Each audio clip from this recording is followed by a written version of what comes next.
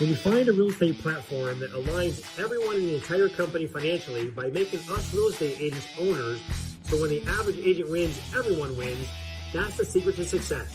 And when you surround yourself with like-minded entrepreneurial people who absolutely love what they do, they love serving people, they love God and life, and you put yourself in an environment of high energy, high producing, positive people every day, you can't help but succeed in business and life. We are changing the real estate industry and changing real estate agents' lives. Welcome to the Financial Freedom Forever podcast.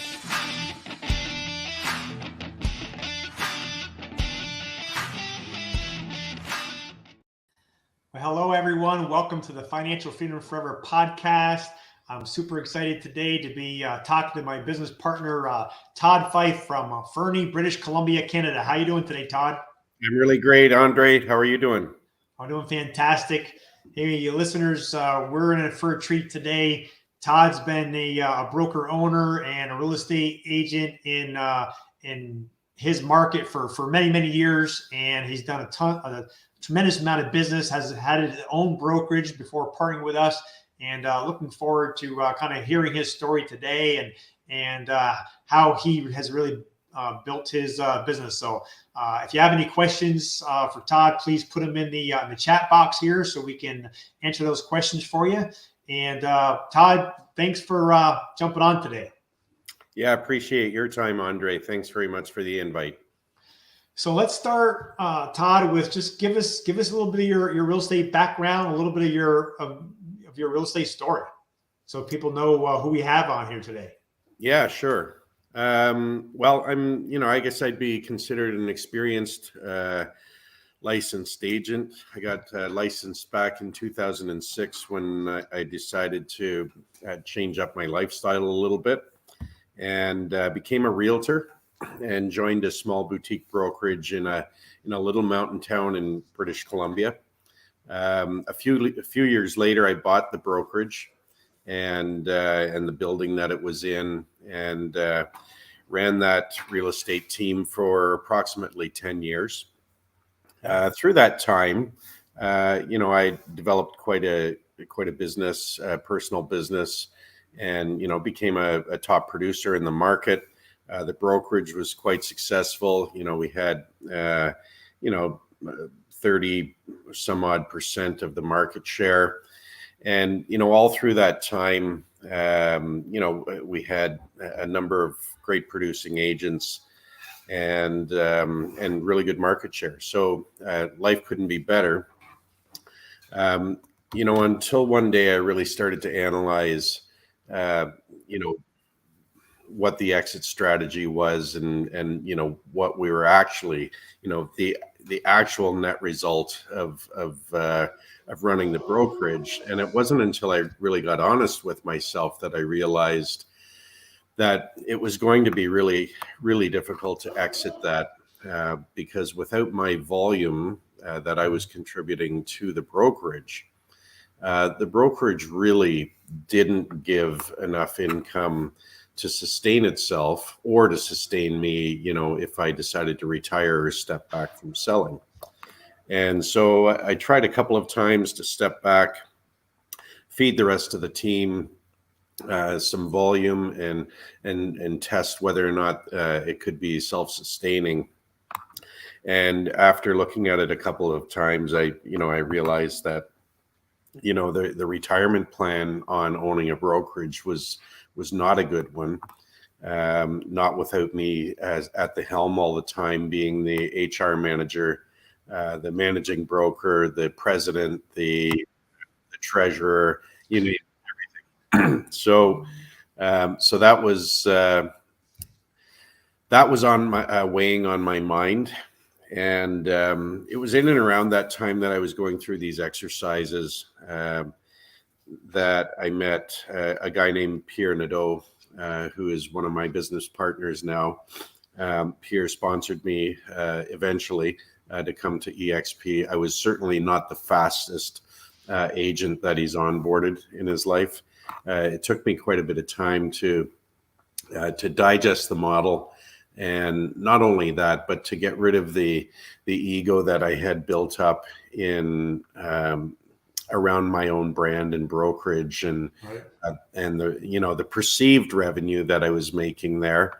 But so yeah, that was to make a long story short, it took me a little bit of time to unwind what I was doing and rebuild my thinking so that I could see the revenue model and a retirement model within EXP versus owning my own brokerage.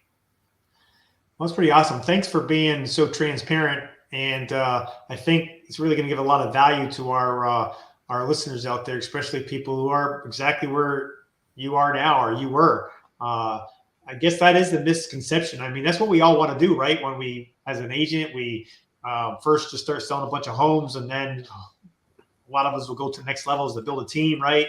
And then you normally will outgrow your current brokerage, and then you start your own brokerage. Well, you ended up buying the one that you were at, and that's kind of our real estate agent's dream is, hey, if we can get to that point and start and build our own brokerage and have 5, 10, 20, 50 agents that are in our company, that life will be great. And I've been there as well, but unless you get to 200, 300, 400 agents and really grow, a little smaller boutique, we were the same thing. We had, 3 to 6, 7 buyer agents at any given time. And my partner and I were doing all the listings, 3, 4 admin, and it was good. But yeah, if you take our production out, the rest of the production from the agents hardly pay the bills, right? Yeah.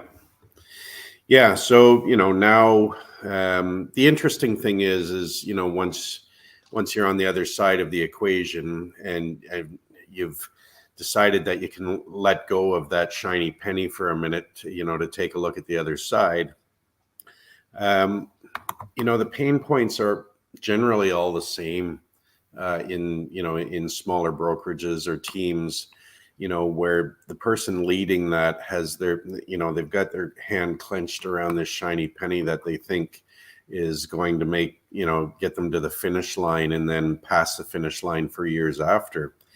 The pain points are generally always the same in this.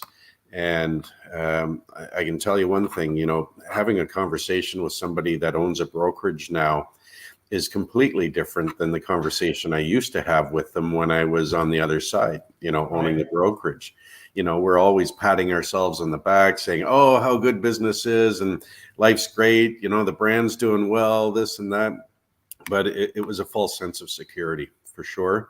And now I wear far fewer hats in a day. I'm not managing people and brands and trust accounts and all of the things that, the multiple activities I was doing in a day to net the same amount of pay. The job description is much shorter today, and it's a more relaxing approach. And I'm working with a company that's got the power to, allow me to move in the direction that I want to move at my age. Yeah, it's a big thing for all of us, me, same included, kind of swallow that ego at some point, and just really be truthful of what's behind the scenes. Now, even if you're doing really well and finances were good, there's still all the hats that we're wearing, right? And the liability, and the list kind of goes on. But some people think, geez, if I were to move to EXP or do something different, that's a negative thing. They think that they're losing their brand, they're losing their brokerage, they failed as a broker owner. But that's just totally not true. I mean, even if you have a good, successful independent brokerage, when you partner up with someone like yourself or Pierre or myself, you're partnering up with some pretty high level people that are all financially aligned to help you now grow your business. And you're not alone. You're not, that single person with your team underneath you and nobody, above to that you can reach up to for help, right? No one's reaching down to help you when you're on your own. But with this model, you're able to reach up for people that are doing 2, 3, 5 times more than me and you put together, and they're always willing to help because it helps the entire company grow, and because we're all owners of that company, that's why it works. But by laying your good foundation, your name, what you've built all these years in your marketplace that people know, like, and trust you, and you lay that foundation on the EXP platform, it just helps you bring your business to an all new level. Plus, gives your agents now ownership in a company that they never had ownership in before. Would you agree with that? Yeah, 100%. I just wanted to circle back to something that you said about, your brand, and letting your brand go, or, if you're thinking about an exit strategy and your brand is in the way of that.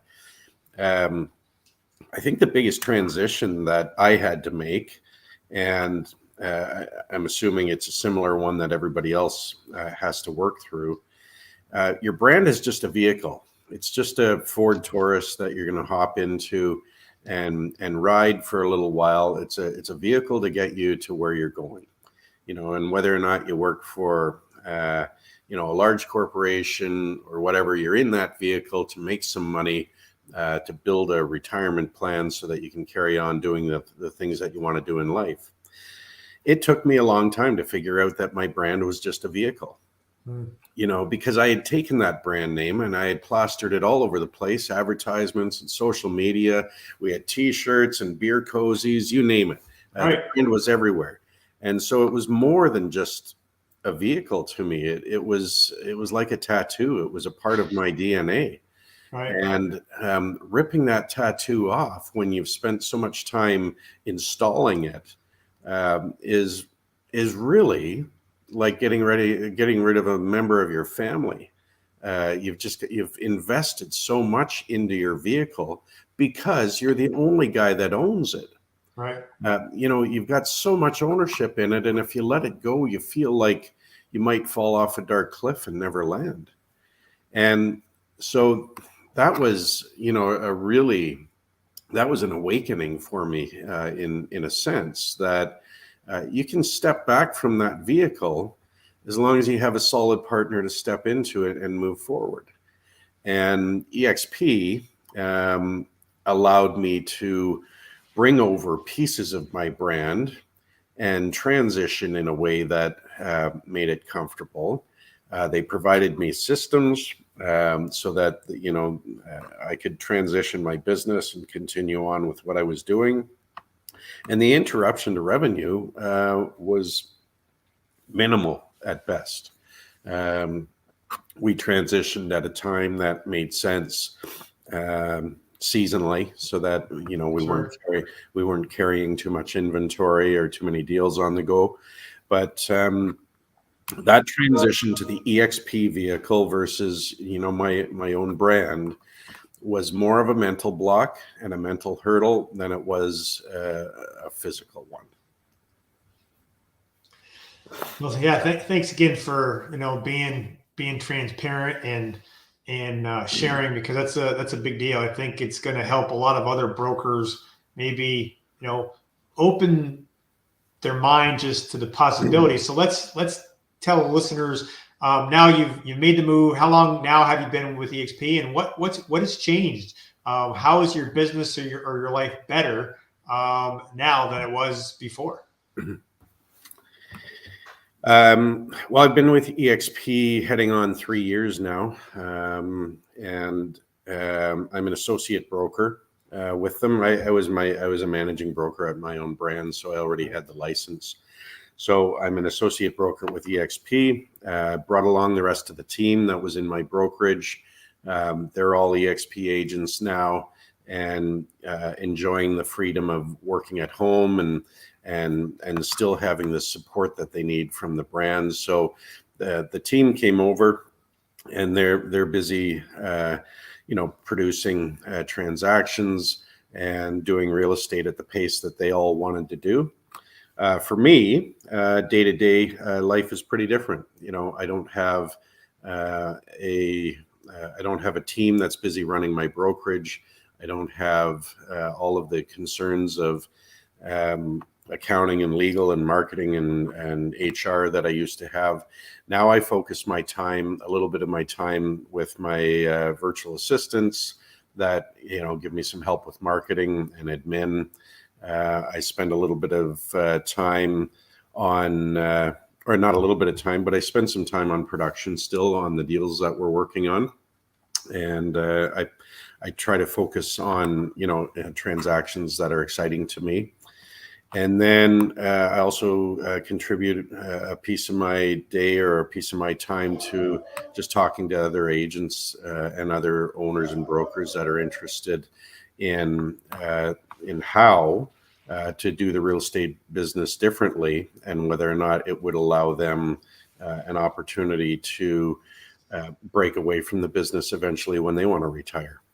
So I'm still busy, very busy days, and it's just a matter of restructuring your time so that you've got all the personal time that you want and you're ticking all the boxes on what you need to get done. And I know that you took some time off there and did some traveling. Was that something that you were able to do before? And how is that different now, having that time to travel with your family, and knowing, you know, that things were being taken care of back at home? Yeah, traveling as a realtor in general, or as a real estate professional, can, you know, it's challenging at best, right? Because you've always got balls in the air, and, you know, you've got listing signs on lawns out there and advertisements, you know, being put out there. So there's always new stuff coming at you that you feel like you need to respond to. Layer on top of that, you know, owning a brokerage and being the HR and having to, you know, worry about trust accounts and real estate councils and things like that. Traveling and getting away and being away for an extended period of time is a very difficult task. So I never really had that ability when I owned the brokerage. So now, just as a licensee or as a realtor, I took some time last year, caught up with my son who was on a gap year traveling in Europe. So I caught up with him in Budapest, and we did a nice almost 4 week tour from Budapest through some really cool parts of Europe, and a little crazy because the whole Ukraine thing was popping up at the time that we were traveling through some of those areas. But traveled with him for a little bit and had a really nice experience. Did some nice travel in the U.S., down to Moab in Utah, and down to Mexico and out to Vancouver Island. So really just took some time with my family and my wife and my kids, and just, you know, did some exploring and took some time for ourselves, which was a really good year. It might be hard to anniversary again this year, but I'm sure going to try to do that. That's awesome. Well, isn't that why we work so hard, Todd, and all these years of selling real estate, to take care of other families, but it's to take care of our own, right? And that's why we work so hard. Isn't it nice to be able to get away and spend time with your family for all those weeks, and not have a lot of the worries and, you know, the liability on your shoulders as broker owner? Yeah, absolutely, Andre. It's about a life balance. And, you know, in the real estate business in particular, you know, I think the general public think that we have it pretty easy. You know, we've got the world by the tail. But the truth of the matter is, you're a slave to your phone. You're a slave to your inbox on whatever communication medium you're using. And you need to be there and responding all the time. You're handling big transactions and big assets for people, and you need to be available. And so that means it's going to cut into your time. And so figuring out how to remain productive and shirk a few job descriptions that became the task for me. I still wanted to be productive. I still needed an income from the real estate business, but I needed to figure out how to get rid of some of my hat collection and not be in charge of so many things. And, frankly, that unwinding is still happening today mentally. My mind is still a very busy place. It's used to firing and wondering, oh, what's going on. And, my kids sometimes laugh at me because, I've become a little type A because you're always switched on. And, learning how to step back and go, okay, EXP's got this piece of it. They're managing this, they're managing that. All I've got to do is take care of, my production side of the business. Relax, everything's good. Just take care of you now. And that's a good thing. It's a really good thing to learn how to do. Yeah, at the amount of years that we've been in this business, at some point we do have to start thinking about an exit strategy, right? I mean, at some point in our lives, when we've been doing this long enough and hard enough, our focus will go a little bit less on active income and start looking at passive income, right?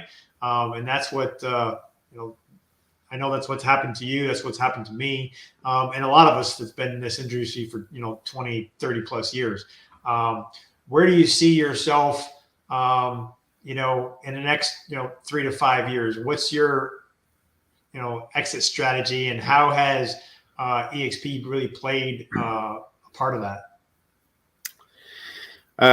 Yeah, great question. We're busy working on, our kids have just left the nest, so to speak. We've got, they're university age, so we're kind of planning next steps in our life and where we want to live and where we want to be as a couple and as a family home for the next period of our lives. So we're looking at a transition to warmer climates, to Vancouver Island. So starting to take a look at real estate opportunities on the island, and also figure out how we continue to work, but only at the pace that we want to work at. Right. So that's a key piece.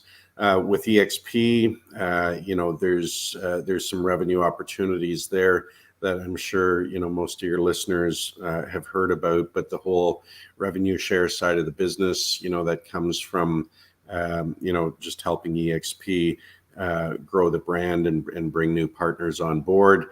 That's been an important part of my income model, and I presume it will be an important part for years to come as more people on board with EXP as a business partner with me. So what I hope to do is be able to step off the transaction treadmill where you're running for listings and running for buyers and doing that sort of thing, and continue to have more conversations with real estate professionals out there, some of them that are busy wearing too many hats and on the treadmill, and just have conversations with them as well, to help them out, and but B, it adds a small piece of revenue to our business as well. So, yeah, that's awesome. I mean, some people think, the agent attraction side of things, they don't want to feel like they're a recruiter to share information about EXP. But the truth of the matter is, you're just sharing with a friend what you're excited about, how things have changed in your business, right? Like even Pierre, when Pierre reached out to you, did you guys share that experience with you and how all that kind of came to be? Because I never knew you before. My first time we met was at EXP Con in Las Vegas, right?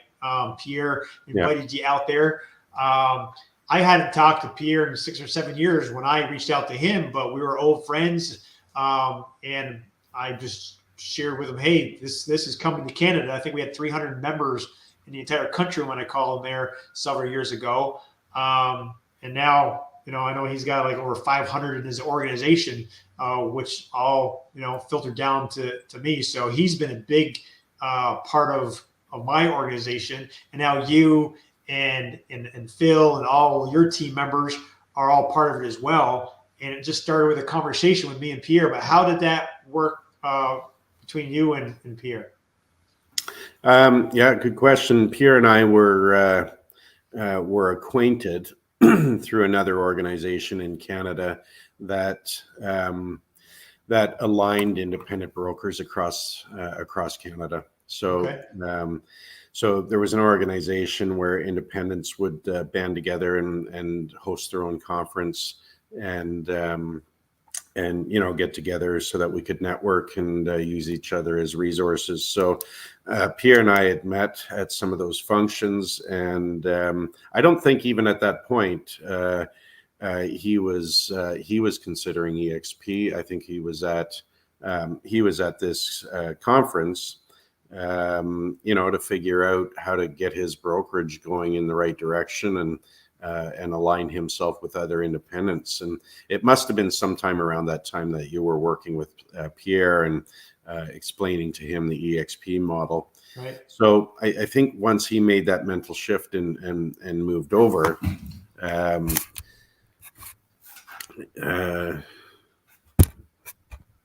you see me okay? Yeah. You're going in and out a little bit, but perfect. Here you go. Yeah, Pierre, excuse me. Pierre contacted me and explained the model to me a little bit about what EXP was all about.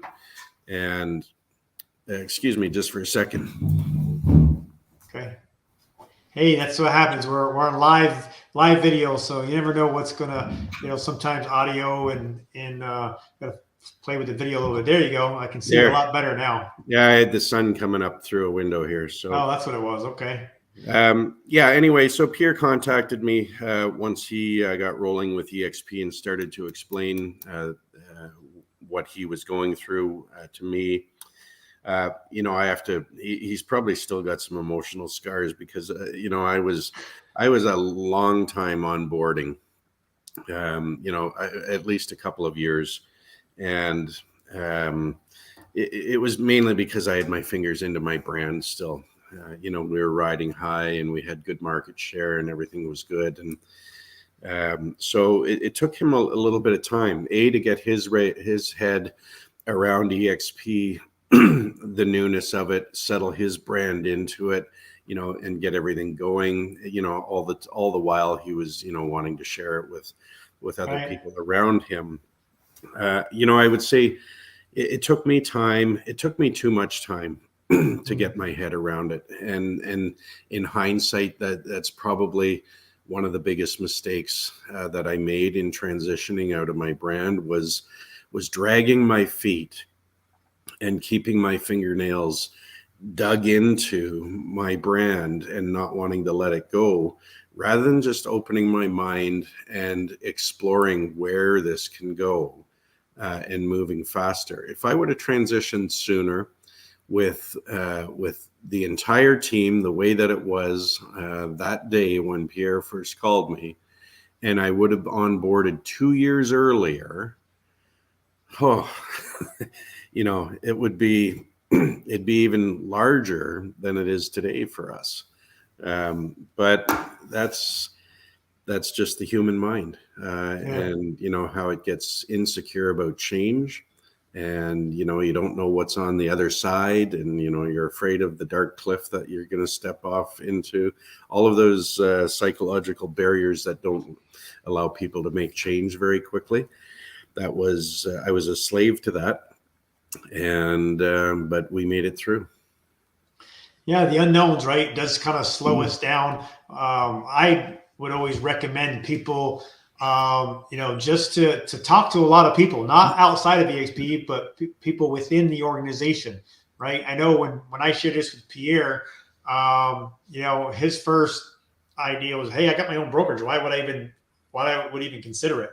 But once he took a look at the model and started asking a lot of questions, a lot of things changed. I remember him saying that when he first started taking a look at it, that he wanted to be, business minded and know what the competition was doing, what he was going to be up against if EXP was coming into into Canada, right?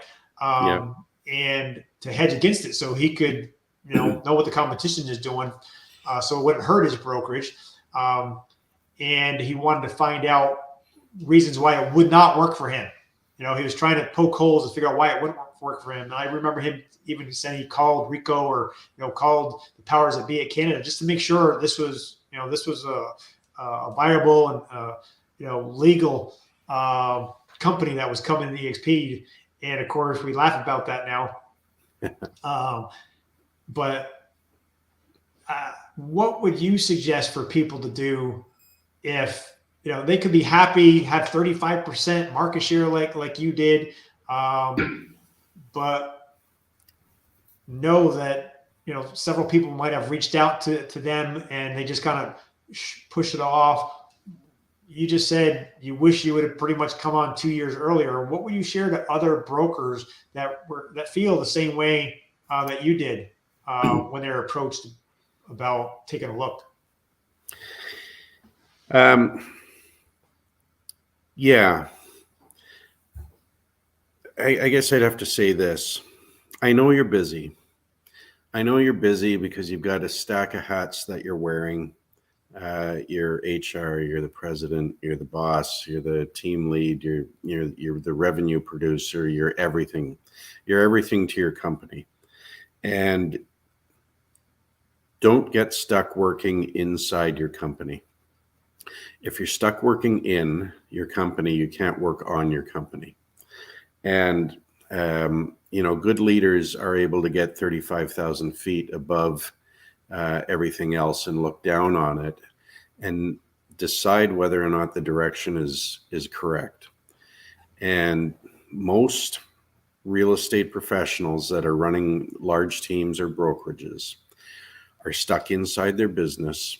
And there's a snowstorm around them and they're just managing day to day.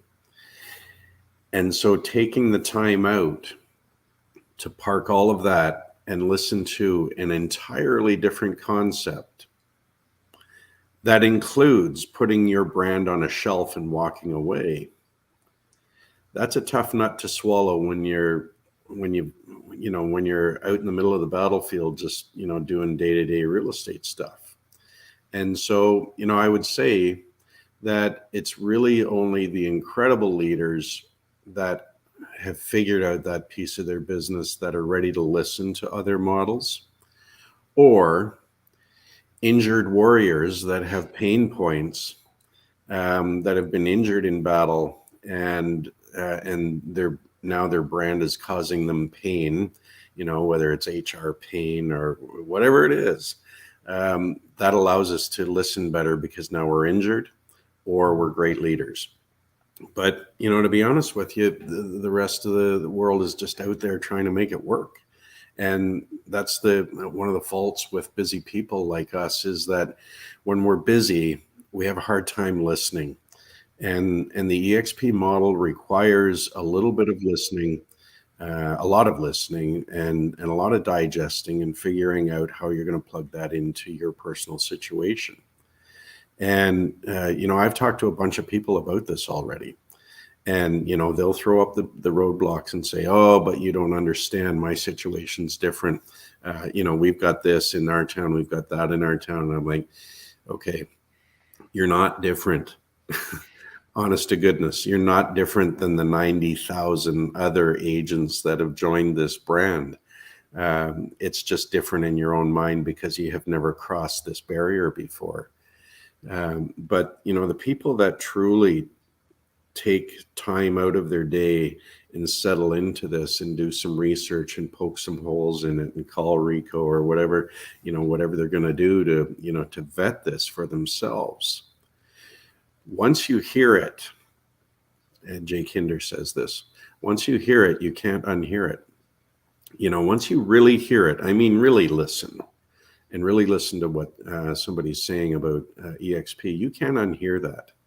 And I know when I came home from EXP Con and I was still on my brokerage, I was still, front of the line with the sword, doing battle every day, running my brand. When I came home from EXP Con, I'm sitting in the plane flying home going, oh my God, if my agents find out what I just learned down in Las Vegas, if they find out about EXP before I make up my mind, it could be the end of my company, because it is so agent centric. It's just so good for the individual agents that if you're listening, who wouldn't join? Who wouldn't join it if you're truly listening to what the model provides to you as an agent? It's really good. And so I think the problem just becomes, are you willing to listen? Can you hear what the message is about EXP? Because if you're listening, you can't unhear it after that. Yeah, that's great. That's great advice, Todd, for sure. And one thing I'd like to point out, and I get it. I mean, you said a couple times that, it's hard to let go of your brand because you've built it, right? But honestly, when you really look at it, EXP really lets you keep the brand. I mean, you get to keep your name, you keep your colors, you're just laying your foundation of what you've built on top of the EXP model. So you're real, as far as your customers, your clients are concerned, you still are the same company that you were before, that took care of them. And that's why they're calling you usually anyway, is the hard work that you and your agents have done for them. But you're laying it on top of, a global model, and now are able to give your clients and your agents so much more service and better systems, and a whole, ton of extra benefits, including ownership for your agents that they never could before.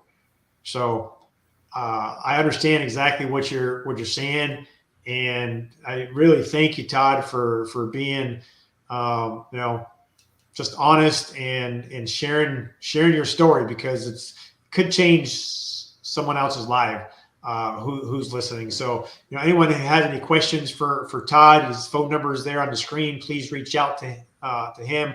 I'm sure you're looking to continue building your company there in BC, but because we're in all 50 states, 9 provinces of Canada, and about 25 other countries, we're able to connect and help anyone that's looking to bring their business to the next level, right? Yeah, absolutely. Sitting in a meeting for British Columbia yesterday, and Glenn Sanford popped in.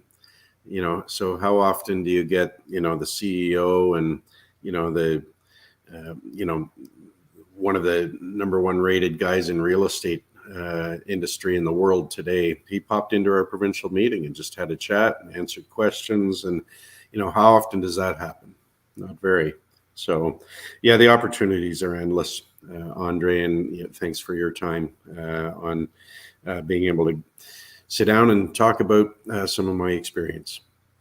Yeah, it's been a blessing to be in partners with you, Todd, and I know our relationship will continue to grow. Just like I know Pierre and I were just acquaintances, old friends when I first reached out to him, and now we really feel like family. I've been to his house on the waterway there in Canada. I'm looking to go to his new place in Arizona here soon, and I know it's brought you guys, from acquaintances to good friends and business partners. And that's what this is, what this is all about, right? Is being in business with the people that like and trust, and all of us working together to help all of us reach our goals. So thanks again for your time today. If you're listening, reach out and call Todd to ask any questions at all. Scan the QR code on that's on your screen there, or reach out to us. And we're happy to answer questions and help people, really look at how we can grow each other's businesses from here forward. Thanks again, Todd. We'll see you at the next live event, and we'll talk to you soon. Thanks, Andre. All right. Well, you have an awesome week, and we'll see you soon. Bye-bye. Bye. Listen to what our business partners are saying about our FFF group. Plenty of leaders out there and this is the kind of the group, the financial freedom group, is you're not serving Andre, Andre's serving you, okay? Here's what I mean with this, perfect example. So I sent out these 50 emails referencing Andre, and I thought, as a courtesy, I'm gonna copy Andre on this. So he sees what I'm sending out, right? Just professional courtesy. This was on a Saturday. Sunday morning, before I get up, getting ready, everybody's getting ready for church and everything, I look, and Andre on his own, of his own volition, personally reached out to all 50 of those people, individual email, on his own.